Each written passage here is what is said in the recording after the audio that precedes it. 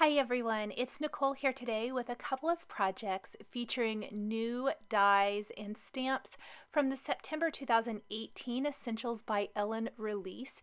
This includes these adorable animal box toppers dies that I've used to adorn a card, but you could very easily use them for the awesome little house box. And then I'll be using the house box and the ginger house stamps and dies for a dimensional little treat box as well.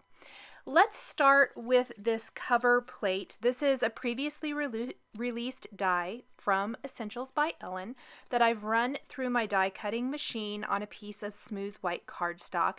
It's going to create this awesome textured effect on the background, and I think it really looks great, almost like a sweater effect. So for the deer and the polar bear critters, it looks really great for a holiday card, I think. Creates a beautiful background. Then I've got these dies here. These are the brand new animal box toppers. Fantastic for building your own dies. Now you can die cut these from different colors of cardstock and assemble them. You can ink them, or you can do like I'm doing here today. I'm going to color them in with Copic markers and really give them some depth and dimension. I've listed the colors of markers I'm using across the top of the screen, coloring them very much like I would a stamped image. This is something that I've been doing a little bit of lately, and I really love the effect, and so I did this with these new dies as well.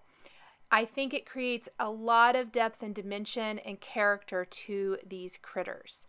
I'm using E55, 57, and 53 for the deer face itself, mostly E55 and E57.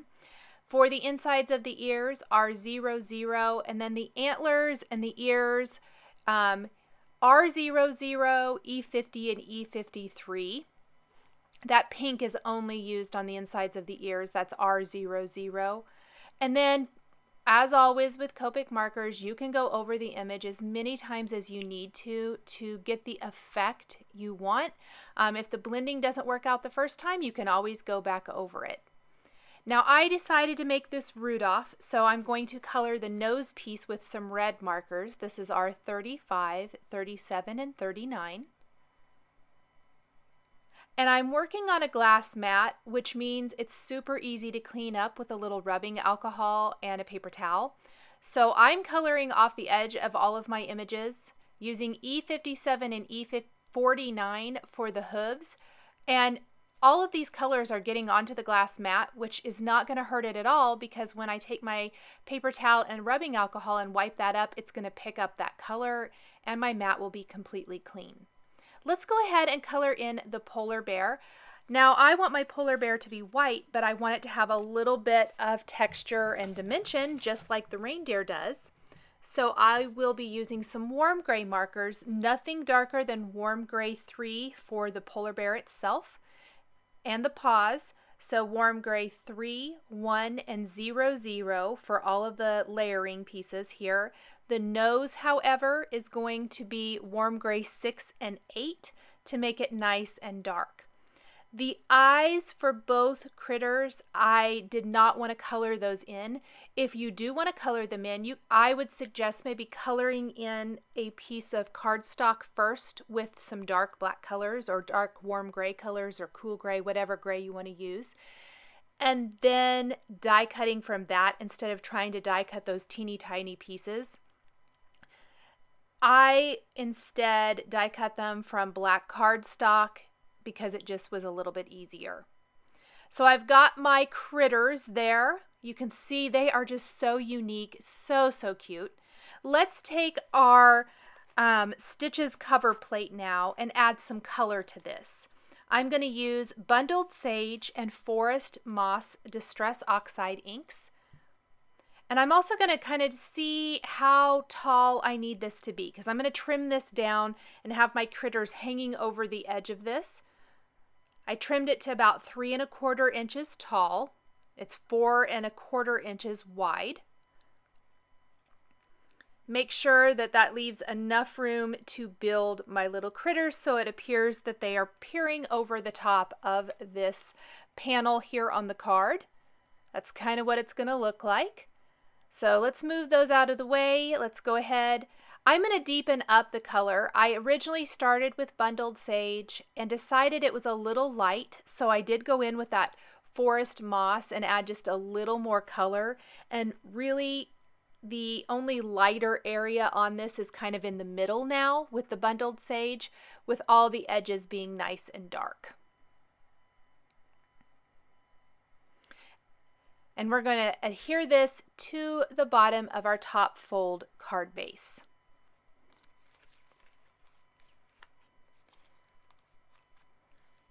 I like the texture of this, where the critters are the focal point of the card and they're going to be featured at the top third pretty much of this design. This provides some nice texture and interest to the bottom half of the card, or the bottom 2/3 of the card. Let's go ahead and build our critters now, because our work here isn't done in adding character and interest. Even though we've colored them in and you could definitely leave them as is, there are a few things you can do that really set them apart. I'm using a little bit of the Lawn Fawn glue tube to add my pieces here, and I'm also using a jewel picker to pick up the small things and put them in place. The glue does dry completely clear, so if you see any little bits of glue sticking out from some of the smaller images, that is going to dry clear and you won't see it. I am removing a little bit with the tip of my Spellbinders Tool-in-One tool as well. So the hooves for each, or the paws, are going to be attached directly to our card. There is about a 1/4 inch by 4 1/4 inch strip of white cardstock that I adhered to the top of this green inked panel, and that's just to kind of give it a nice edge. You could do that in a contrasting color if you wanted to. And then I glued the hooves down in place, and I'll go ahead and assemble the polar bear face.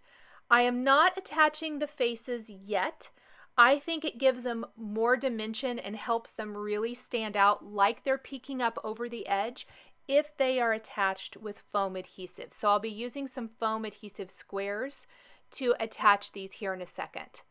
I also added the insides of the ear for the polar bear and the eyes, both die cut from that black cardstock. I'm using the faces as a guide to know where to put my paws. So there are my two critters. So cute. I just love these little guys. I think they're so much fun. Then I'm taking the scrapbook adhesives, foam adhesive squares in both the large and small sizes, and I want them to be really secure to my card. So I'm making sure, trimming some of the large squares into thirds to use on parts of the antlers and the ears. We're going to remove the backing paper from all of that, and then we can pop the face in place. And that little bit of dimension makes a big difference on the card. We're going to do the same thing for our polar bear. Remove all those backing paper pieces and then pop him in place. Now you can add any greeting you want here. I decided to grab some favorite sentiments from the previously released Essentials by Ellen Bear Ware 2 stamp set. Oh, and while I'm going to work on that, I did put glossy accents on both the noses on my critters so that that is drying, and I added some little white dots to the cheeks on the polar bear. We're going to take a black fine tip pen and add eyelashes to the polar bear. Once the noses are dry, we're going to go back in with a white pen and add some little highlight. So back to our Bear Ware 2 sentiments. I'm going to use the phrases wishing you, a berry, and Merry Christmas, and I'm going to stamp these on some smooth black cardstock using Versamark ink, heat emboss with white embossing powder, and trim them into 3 separate little strips. And I can position these in that bottom 2/3 of the card over the stitched cover plate. It's going to add some, not only my sentiment, but it kind of helps draw your eye from the top of the card down to the bottom. I'm using my Misty to get those stamped nice, and I trimmed them all in, or stamped them in a strip, trimmed them into a strip, and then I will cut them apart. If you wanted to, you could do a single strip. I think it would also be cute to maybe make like a sign looking sentiment and have them holding it with their hooves or paws. I think that would be really cute as well. So lots and lots of different ways to add your sentiment here. I'm going to use 1/8 inch score tape to tape each of these little phrases and attach them. Anytime I'm doing a thin strip like this, the 1/8 inch score tape is my go-to because it's so super skinny. After that, I did add a little heart from the Home and Hearth stamp or dice and colored that in with red markers and added it to the bottom of my card. Next, let's work on the house box and the ginger house. The house box creates this adorable little treat box. I'm thinking we have a local store here that sells amazing truffles, and at holiday time they get some really cool holiday truffles. Wouldn't this be adorable to tuck a truffle into? It's the perfect size. There have been some other treat boxes from other companies that I've wanted to do this with, and they're just a little too small. This one is the perfect size for a truffle, and I'm really excited because there's so many ways to decorate this. You can use the Halloween dies that come with this. There's also some Christmas dies. I ended up only using the house box, and I die cut it from some Lawn Fawn paper bag cardstock. Some craft cardstock would work as well if you want this to look like a gingerbread house, which is definitely what I was going for here. I'm doing kind of a more Christmas theme today. However, like I mentioned, there are some fantastic Halloween little window images that you can die cut out of this box that would be super, super cute for Halloween. I'm masking off the top areas of the box, and the top areas are going to be those 2 triangle pieces and 2 of the squares.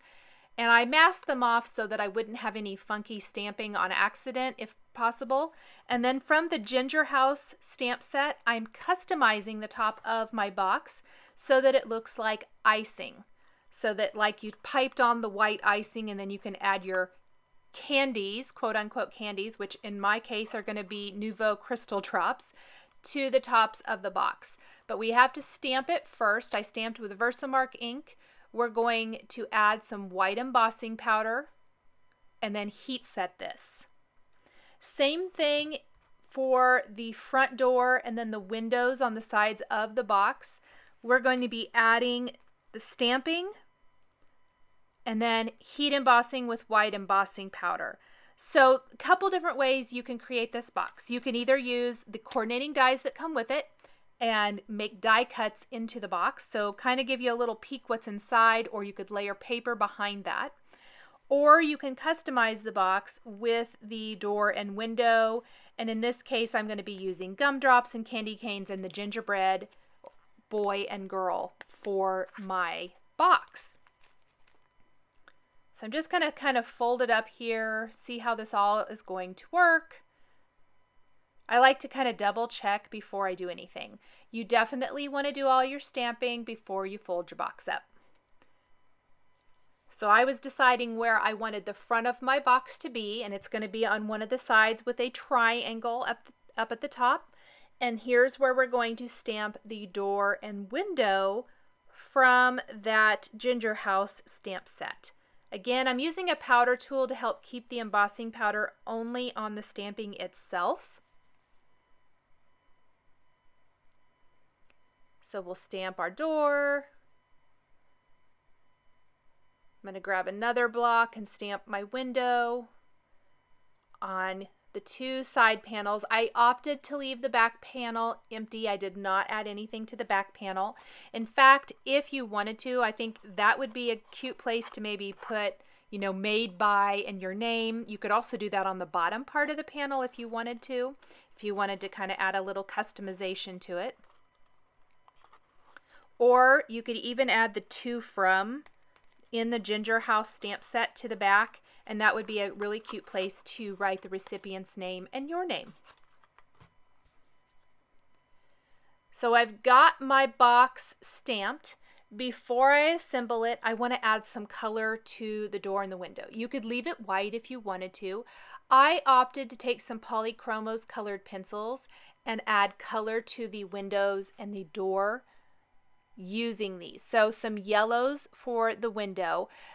I opted for Polychromos because they color really nicely over craft, any color cardstock really, and you can still see the color. It's not going to change the color to something kind of funky. So I wanted my windows to appear to be, you know, with light pouring out of them. So I'm using a couple yellow shades, ivory, and then a dark yellow color. And then we're going to use some greens for the front door and red for the heart on the front door.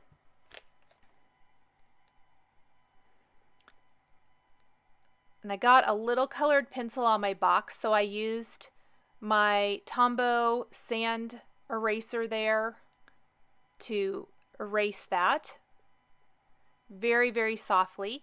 Let's go ahead and add our green color to the door. These areas are embossed, but the white embossing can pick up some of that colored pencil. So I'm trying to be really careful with my coloring. The only little downfall here. But if I'd colored with Copics, Copics can cover up your white embossing as well. So you just kind of have to be careful if you want to add color. And I like to lay down my light color and then my dark color and then kind of go over everything again with my light color to get a nice smooth blend. You can use Gamsol and a stump pencil if you want even more of a smooth blend. It's really just whatever kind of look you're going for here. And I think it probably would be cute to leave it just white with craft as well. And I think I need to sharpen my pencil. One thing, if you work with colored pencils or polychromos, I suggest making sure you keep a pencil sharpener handy, and sharpening your pencils. You get so much better results with sharp pencils, especially in all those little nooks and crannies. So again, laying down my light color, the ivory, and then we'll go in with our dark yellow and add some more of that light to give the illusion that light is spilling out from the box. Once I have my coloring done, it's time to assemble the box. And there are several little tabs. You're going to see that there are the 3 tabs on the bottom panel, 1 on the side panel, and 1 at the top. On each of these panels, I'm going to put a strip of 1/8 inch score tape. This is another great example of how awesome that 1/8 inch score tape is and how handy it is, because it fits on these little tabs perfectly and it's nice and strong. So I'm going to remove it from the bottom first and assemble that, then the side panel, and finally up at the top.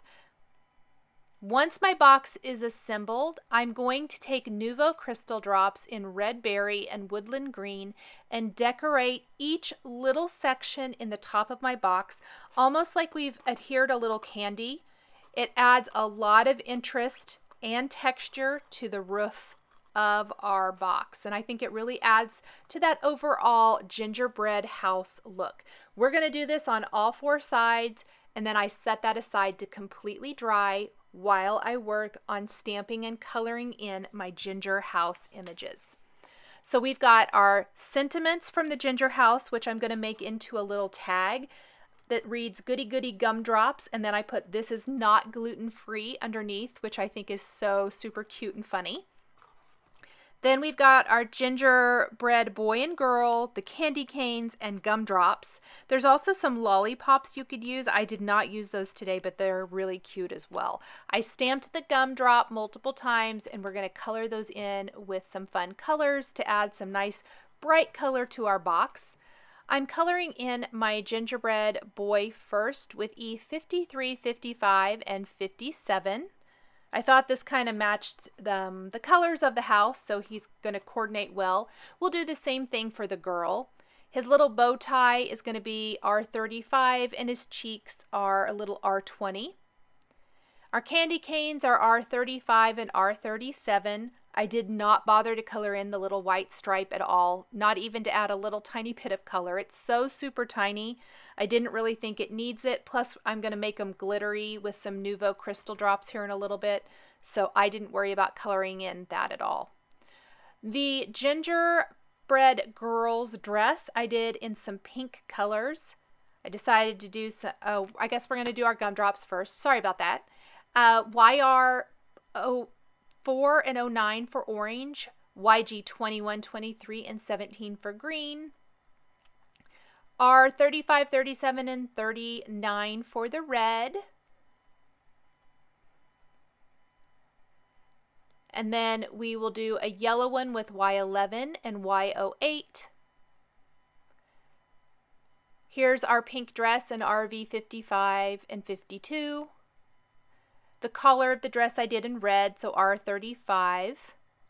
And finally, we're going to have a purple gumdrop, which is V06 and V09. Then we're going to die cut all of these with the coordinating dies and glue them in place to the box. I left that part out of the video just to save a little bit of time. It's simply gluing them in place wherever you want on the box.